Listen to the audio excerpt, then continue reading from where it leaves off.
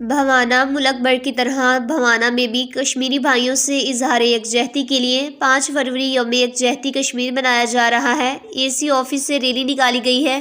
Rally کی قیادت اے سی بھوانا نے کی ہے۔ ریلی میں انتظامیہ افسران، ریسکیو 1122، پولیس، سول سوسائٹی اور شہریوں کی کثیر تعداد شریک ہوئی ہے۔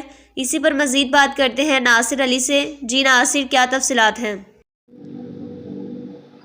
جی بالکل، ملک بھر کی طرح 5 فروری یوم یکجہتی کشمیر جوش و جذبے کے ساتھ منایا گیا ہے۔ آج اسسٹنٹ کمشنر بھوانا آفس سے ایک بڑی ریلی نکالی گئی ہے جس کی قیادت اسسٹنٹ کمشنر بھوانا میڈم سعدیہ جمال نے کی۔ اس کے ساتھ سکول انتظامیہ، ریسکیو 1122، پولیس اور شہریوں اور طلباء کی کثیر تعداد ریلی میں موجود ہے۔ میں اس وقت موجود ہوں ریلی میں، میرے ساتھ پرنسپل موجود ہیں بات کرنے کے لیے۔ سر بتائیے گا آج یوم یکجہتی کشمیر اس حوالے سے آپ کیا کہتے ہیں؟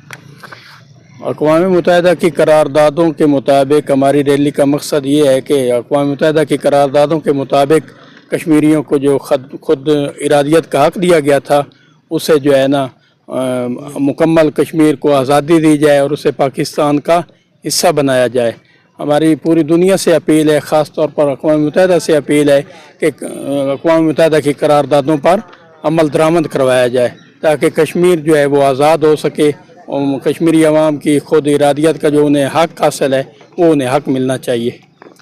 جی بالکل، پرنسپل کی بات آپ نے سنی۔ ان کا کہنا ہے کہ ہم کشمیر بھائیوں کے ساتھ مرتے دم تک کھڑے ہیں۔ ہم عالمی برادری سے مطالبہ کرتے ہیں کہ کشمیر کا مسئلہ جلد حل کیا جائے۔ جی